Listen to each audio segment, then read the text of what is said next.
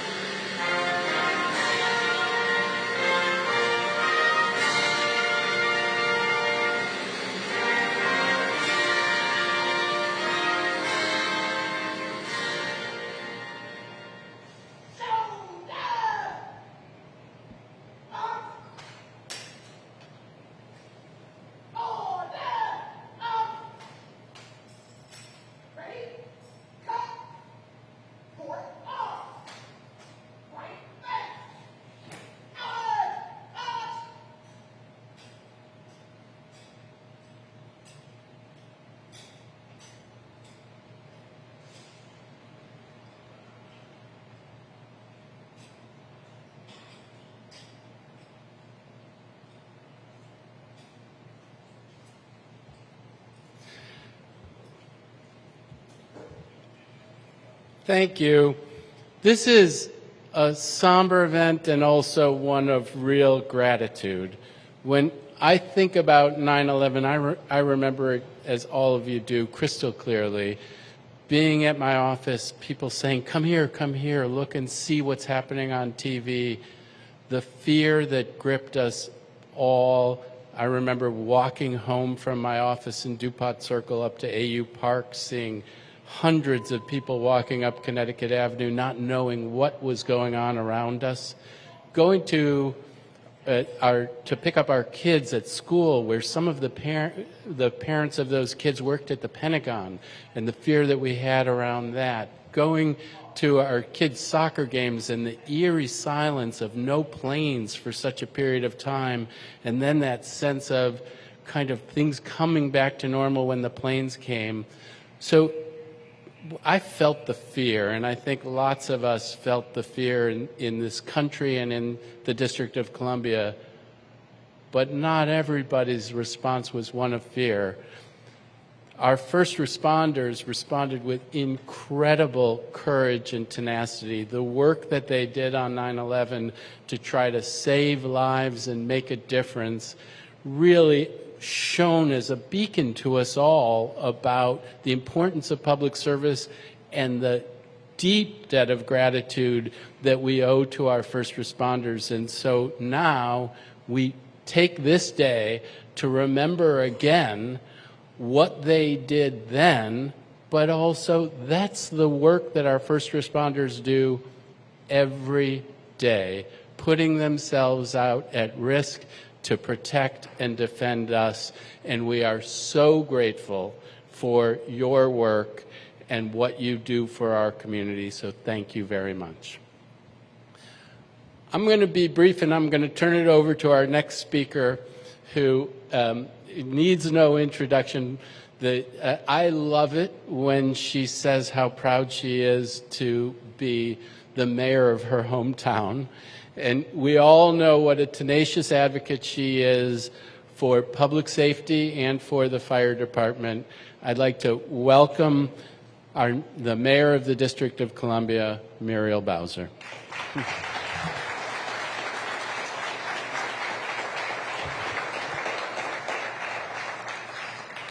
Well, good morning.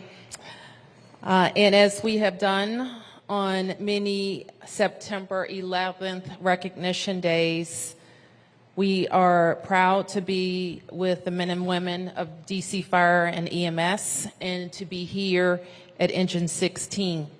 I want to thank Councilmember Matt Fruman for continuing this tradition of calling district leaders to this firehouse in particular, as the firehouse who serves our downtown city hall and responded to the Pentagon. I want to recognize former council member for Ward 3, Mary Che, who began this tradition in her leadership in Ward 3 and certainly in supporting public safety district-wide. I, too, want to recognize other members of the council, especially, including the chairman of the council, Phil Mendelson, and the Attorney General for the District of Columbia, Brian Schwab. This day, as I'm sure many of us were watching the TV and participating in moments of silence, recognizing the horrific day that touched us all. It was a dark day. It was 23 years ago, and our world changed forever. We watched in collective disbelief in real time as we lost nearly 3,000 people in New York City, at the Pentagon, and in Shanksville, Pennsylvania. We remember today the New Yorkers, Washingtonians, our fellow Americans, and people from around the world who were in those buildings, on those planes, and also at the Pentagon. We remember 3 beautiful children, our children, who were aboard Flight 77, Bernard Brown, Asia Cotton, and Rodney Dickens. We remember our teachers, who were taking our children on an adventure. Sarah Clark, James Debonair, Hilda Taylor, Ann Judge, and Joe Ferguson. We remember fellow Washingtonians also on that flight, Paul Ambrose, Karen Kincaid, and David Charlebois. We remember Washingtonians who perished at the Pentagon. Ronald Millam, Carol Hammond, Brenda Kegler, and Edna Stevens. We shall never forget them. We pray for their loved ones and their families. And we lift up the many stories of heroism and courage from September 11th. The firefighters doing their job, as they do every day, who ran, sped, raced, held onto the backs of trucks to get to the World Trade Center. We remember the selfless service and sacrifice of the first responders, their families, the terror they must have experienced, but their willingness to give up their lives for their fellow Americans. We remember those who lost their lives and the many more who have lost their lives in the days, months, and years since. We remember the selflessness of the DC Air National Guard, who had to rush to the sky, scrambled to protect our city, our nation's capital, our democracy. We remember the heroic passengers on Flight 93 who sacrificed their lives to prevent an attack on Washington, D.C. And on behalf of our city, I thank our first responders who continue to protect and serve. Chief Donnelly and all the members of D.C. Fire and EMS, including those members who are here who were serving on September 11th, thank you.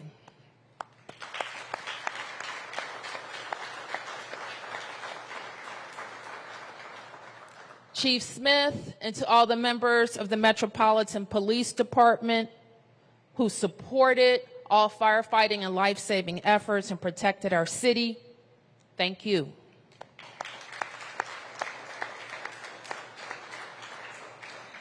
Director McGaffin and the brave 911 call takers who answer calls day in and day out from Washingtonians and our visitors who are experiencing their worst moments, including on this day, when all manner of communications was altered, affected, or stopped. But our call takers continue to do their jobs, and they do so every single day for the people of Washington. Thank you.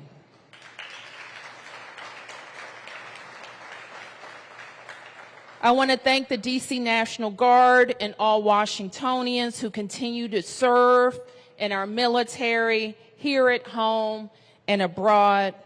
And I want to thank all of our residents for remembering our brave first responders. Know that when they wake up in the morning and leave their families, they come to Washington, come to their jobs, come to their duty stations, go to their police cars, fire trucks, and engines and ambulances to serve.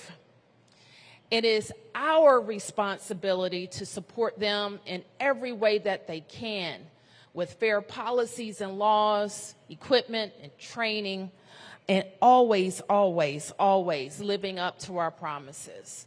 I am proud to be mayor of my hometown, but more than that, I am proud of our first responders. Thank you very much.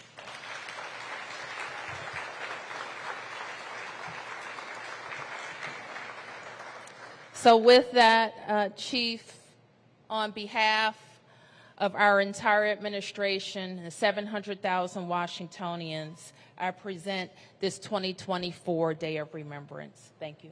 Thank you, Mayor.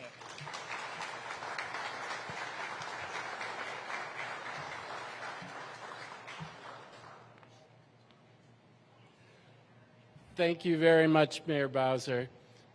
Mayor Bowser did a wonderful job of urging us all to remember lots of different folks who were touched by 9/11. And I think before I bring up our next speaker, I would like to ask that we have a moment of silence in honor of all of those folks.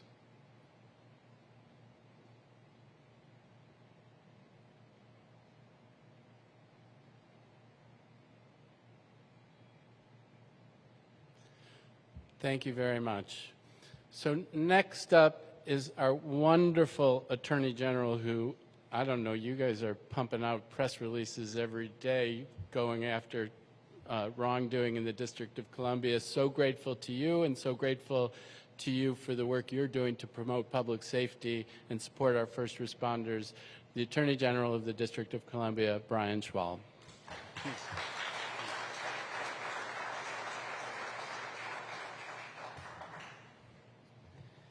Well, good morning.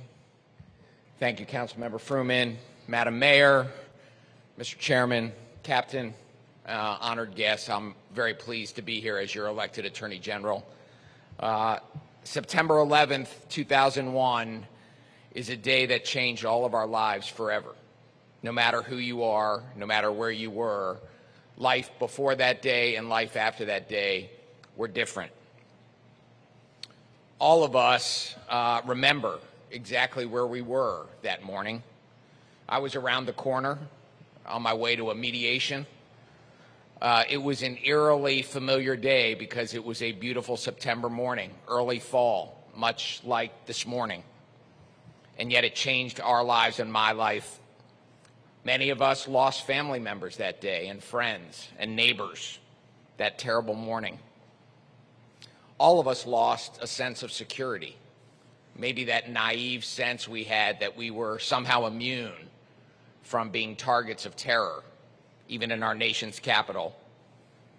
We all lost that sense of innocence of what life was like before 9/11, before the term Homeland Security and TSA and pre-check became part of our regular lexicon. It was a different time that changed that morning. It's hard to believe that 23 years have gone by since that morning. In some way, the memories are as vivid and raw as ever.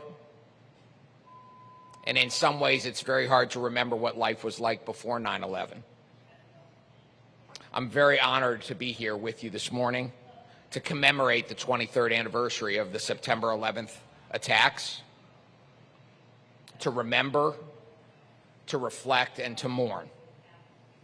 Today, we are honoring the victims of the attacks, the nearly 3,000 people, 2,977 to be precise, that lost their lives in those horrific acts of terror.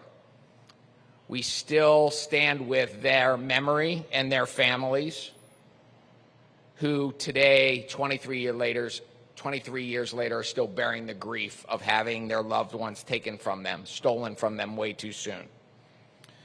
We also are here to honor the brave men and women who helped in the immediate and aftermath of the attacks, our first responders, our military, our engineers, and thousands of volunteers, people who ran towards danger and responded in the immediacy of the moment, and those who responded in the days and the weeks and the months that followed. We stop to thank them and honor them and remember their service. We're also here to honor the resilience and fortitude of our country, the sense of unity, the shared purpose that we as Americans and as residents of the District of Columbia felt for our fellow citizens. 9/11 is a day that we must always commemorate. It's a critical reminder of just how hard the work of first responders is and how they do it as a matter of course, day in and day out. It takes a special kind of person to be a first responder. People who want to put their community first, who want our community to be better and safer. And at the end of the day, that's what all of us in government, at the Office of Attorney General and everywhere else, are committed to doing, to making sure people who live, work, and visit the District of Columbia have lives that are better and safer. And first responders, the folks who serve our fire department and on EMS and our police department, are committed to doing that, and we are grateful. We need to continue to cultivate and recruit and support talent to ensure that we have such passionate, courageous people ready to serve us, ready to make a difference in our communities. And although 9/11 is perhaps one of the most public examples of what public service and sacrifice look like and what first responders do, the truth is they're making our lives better through their sacrifices every day. And we have to stop and appreciate that. So on behalf of the Office of Attorney General, the residents of the District of Columbia, and me and my family, thank you to all of you for what you do. It's incumbent upon all of us to ensure that those who take the biggest risk on behalf of our city and our community are recognized, just not on 9/11, but every day. So thank you.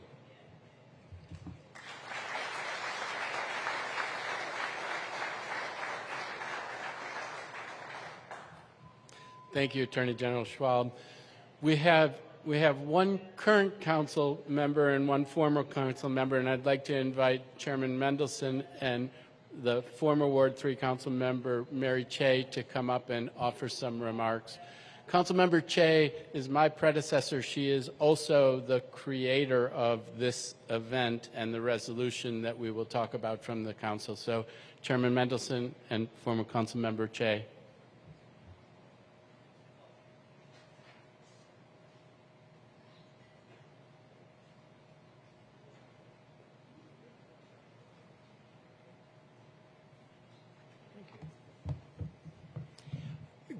Good morning. I was going to acknowledge the presence of Councilmember Che, but she's just been acknowledged and is going to speak after me. Madam Mayor and Mr. Attorney General and Chiefs, both chiefs and all distinguished guests. I'm not going to speak very long because pretty much everything I was going to say has already been said by the three previous speakers. I appreciate that Mayor Bowser read the names of the D.C. school children and teachers who lost their lives. That's often forgotten when we think about what happened on 9/11. I have a resolution which I'm going to present in just a second, but I wanted to say this. Why are we here? We've been doing this for 23 years. Why do we do this year after year? Well, one reason is to remember the victims, not just the victims who were D.C. teachers or students or residents, but the approximately 3,000 victims of that day. It's important that we remember. Why else are we here? To thank the first responders. To thank the first responders who responded on 9/11, especially fire and EMS, but law enforcement more broadly.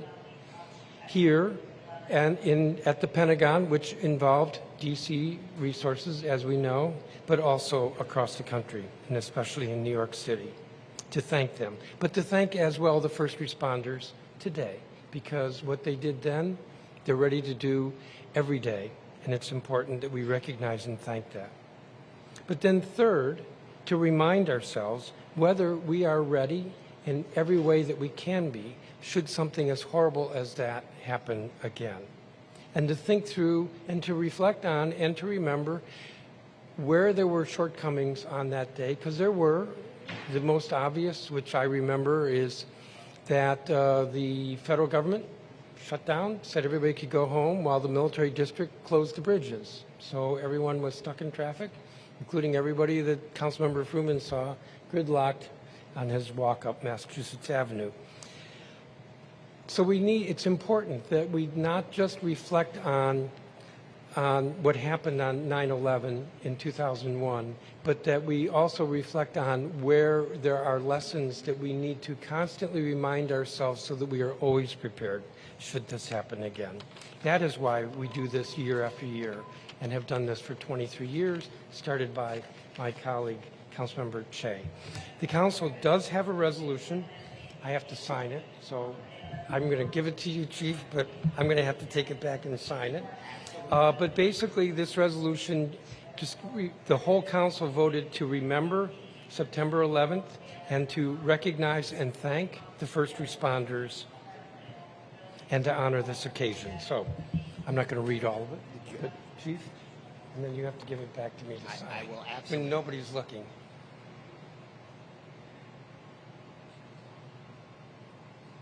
Thank you. Yes. Councilmember Che. Good morning, everybody. I'm very grateful that I've been given the opportunity to say a few words because I'm so committed to this event of remembrance and commemoration, and I wanted to, again, be part of it. As you know, what happened on 9/11 23 years ago was so horrific, but the bravery and valor of our first responders is a memory that we must always keep alive. Some of the speakers have mentioned some of the things that had happened, but there are many, many images that we could have in mind. The firefighters running into the building knowing they faced grave and imminent danger. And when they were on their way in, nobody refused. Nobody said no. Nobody hesitated for a minute, even though they knew pretty much the fate that likely awaited them. We have to keep the memory of that day and the valor and the courage of the first responders always in mind, which is why this ceremony is so important. It's already been 23 years. I have law students who weren't even born when 9/11 happened. We have to make sure that all of us know and keep in our hearts what happened that day. And so these ceremonies are extremely important, not just for the memory, but also, as the chairman said, the mayor said, to thank all of our first responders for what you do every day. And I also want to remind everybody that many lives were lost or cut short after the event because of the toxic materials that the people had to breathe in. Sometimes it didn't happen until years later. And on that point, you know that we banned fire retardants from furniture. First of all, they were useless, but they were carcinogenic, and they were harming our firefighters when they went in to fight the fire. So I would ask that we be alert to any other toxic materials that endanger our first responders and ban those too. In addition, it's very important that we honor our first responders and make sure that the harms that they suffer after the fact, where cancers sometimes don't manifest until years later, that we make sure that they get what they're entitled to in terms of their workman's compensation and benefits that they are entitled to. And so,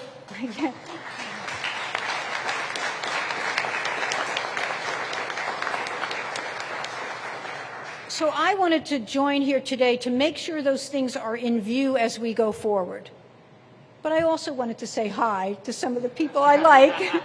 And so I'm happy to be able to do that. You know, the first responders, they wrap us in this blanket of security, and we don't always remember to say thank you. But we should say thank you every day. But we're here at this ceremony, and so we offer this collective thank you. So thank you very much.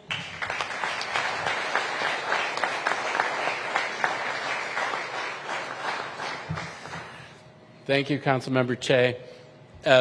Next up, I'd like to call Chief Donnelly to prepare some remarks. I hope you're not laden with resolutions and have a free hand, but welcome, Chief Donnelly. Thank you. So thank you, council member. Thank you, Mayor. Thank you, everybody, for being here to recognize all of our first responders, the firefighters, the EMTs, the police officers, the 911 call takers, the people in emergency management, and the regular citizens that help us make all this work. I think it's extremely important, and I think when I speak for all the first responders here today, we absolutely feel thanked. So thank you. I want to talk a little bit about my 9/11 experience. We get a few questions about that, and we want to talk to people that worked that day. So I was off that morning, taking my kids to school.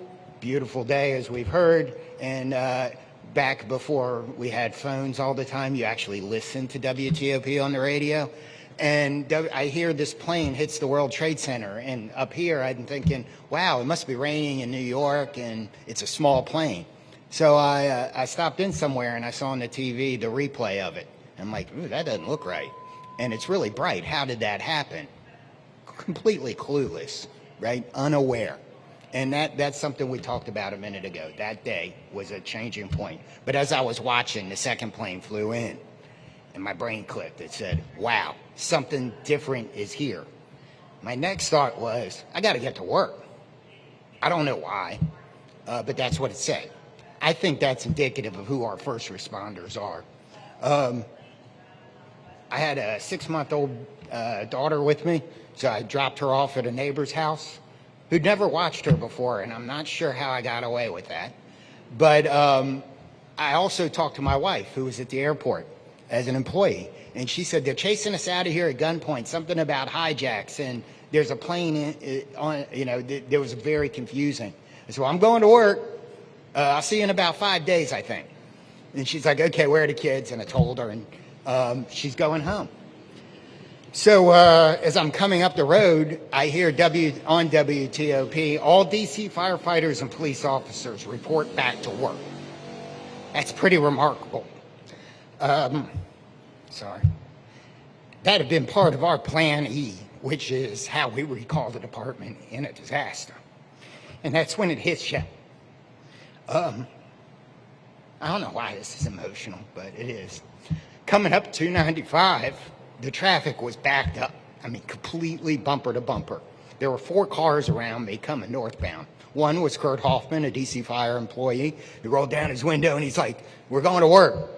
And there were 2 cars with FOP badges. We went to the firehouse. We get to the firehouse. The engine 15 had already gone on the first alarm. And Dwayne Martin, I don't know if he's here today, but we needed to get the Reserve Rescue Squad, which was one of 4 reserve apparatus we had that day. When we talk about the things we want to do better, council member, that we didn't have the capacity. So Dwayne goes up to 25 engine, he gets the rescue squad and brings it back. And we start putting the little bit of equipment we have on it, and then communications calls the predecessor to the OUC and says, "You got to go to the Pentagon." So by that point, we had about 40 people at the firehouse. We had to figure out who's going. So it was order of who came in. So I was first. I didn't, but in maybe the first adult decision of my life, but the decision that put me on the path to be here, I said, I'll stay and do my job at the time, which was a battalion aide, and it was staffing. So about 8 people jumped on the rescue squad and went over to help at the Pentagon. And we saw them 12, 13 hours later when they came back. But the rest of the day was a blur. We were confused. We didn't know who had attacked us, and nobody ever wants to know. You never want to walk down an alley and be punched in the face by somebody you don't know, right? It's scary. We didn't know who Al-Qaeda was, and we didn't ever want that to happen again. It felt real good when the Air National Guard got the F-16s above us. I learned later they weren't armed, but damn, that felt good hearing those jets come in and rock their wings over top of us, for those of you that were here that day. And later that night on Rescue Squad 3, I was running a call, and we came across South Capitol Street Bridge, and the dome of the Capitol was all lit up. The flag was up. It's like, damn, we're doing good. We survived. So never forget. Never forget means remembering that everybody came to work that day, right? Everybody. And that's important because they come to work every day. They've stepped to the plate for the fire this morning on 11th Street. They stepped to the plate on January 6th. They stepped to the plate during the middle of a snowstorm. They stepped to the plate during COVID, and they came to work. That's who our first responders are, and that's very important to remember. So thank you all for being here, and thank you for recognizing us.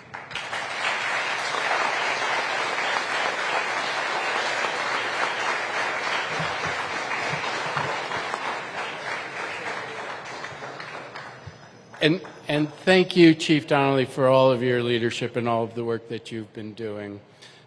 Next up is we're here today honoring our firefighters and our first responders and making sure that we appreciate them and express that as clearly as we can. Our next speaker, that's his job every day. As the president of IAF Local 36, Dave Hoagland plays that role, and I want to invite Dave to come up. I know that many of the things that Councilmember Chase spoke about, I've heard Dave come and lead advocacy on. We need to stand up for our firefighters and first responders. That's what Dave does every day. Thank you, Dave, for everything that you do.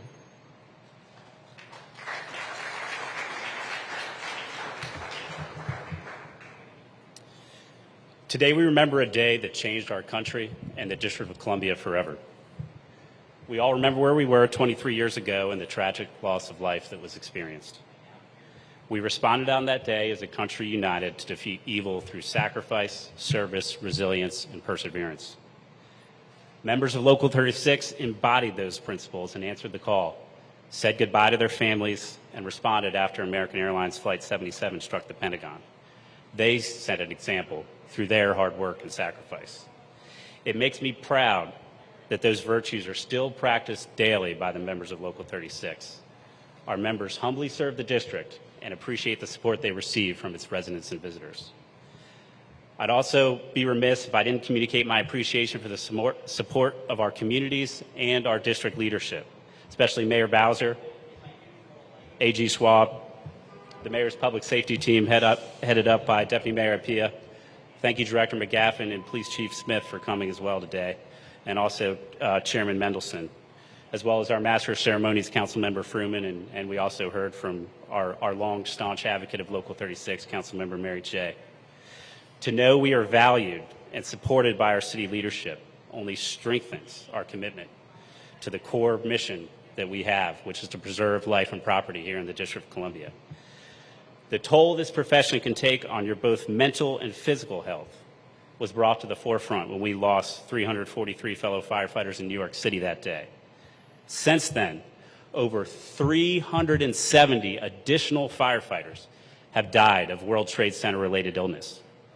So I want to thank Councilmember Chey here, who was our leading advocate on our own presumptive disability law here in the district, and thank every one of the leaders here today, including Chairman Mendelson and Councilmember Fruman, for their continued commitment to that legislation. It is such a privilege to represent the 1,900-plus members of this department, the silent professionals who sacrifice so much for others. They have the unique charge of protecting this amazing district of ours, which also happens to be our nation's capital. I'm proud to call it home. I thank all of you here today for taking the time to join us, to show your support, as well as your resolve to do good in our great city. District of Columbia firefighters are proud to stand beside you in that endeavor. Thank you.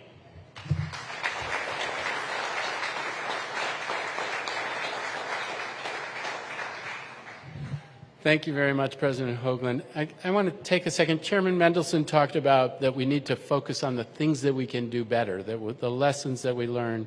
And one of the things that's happened since 9/11 is the creation of the agency HCMA. And the director of HCMA, Clint Osborne, is here. They try to coordinate all of the work that we face in the face of an emergency. Thank you, Director Osborne, for your work. Next up is Aretha Lyles, who is the president of Local 3721, and I'd like to invite Aretha to come up.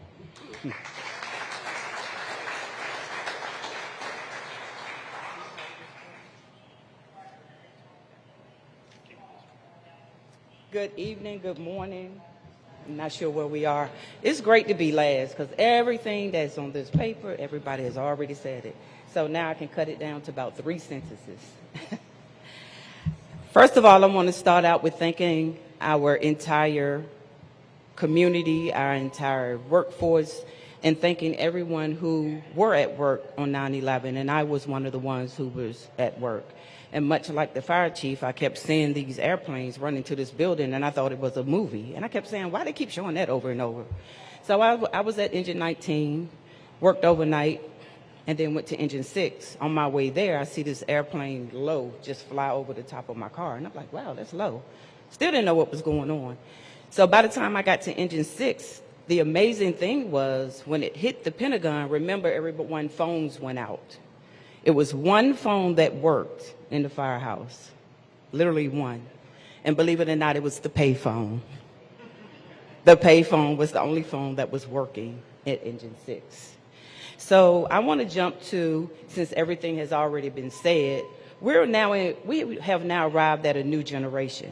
We have infants, toddlers, young children of 9/11 who are now adults. And I give pleasure to the fire chief who are probably hiring some of those young people today and making our force stronger. Some of these young people lost their parents on that day. They lost siblings. They lost friends. Much like those who came as the age of the bomb with the Pearl Harbor, 9/11 generation did not seek to grow during a war. So now we know evil came to America and America responded. So now that we're at our 23 years, and 23 years is a very long time, we know that we experienced trauma that day. So as we end our 2024 ceremony celebrating, I want to reach out and let the city know that my members of Local 3721, we feel like if this ever happened again, we're trained, we're ready, we're focused, because we have a fire chief that reaches out and makes sure everyone gets what they need and participate in everything that's going on in this city. And I hope nothing like this ever happened again, but I feel like we're safe under his regime. So, Chief, if you could come forward. I would like to present this plaque. First off, 3721, to let you know that we stand behind you. We know that you are always going to say, and we're going to always represent you.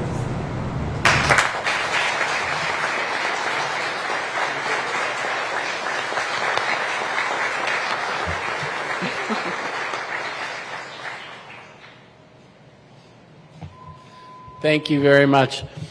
That brings us to the end of our program, but it doesn't bring us to the end of our consciousness of the gratitude that we have for our first responders and the lessons that we need to learn from 9/11 going forward.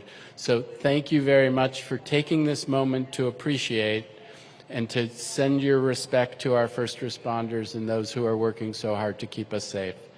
Thank you very much and have a great day.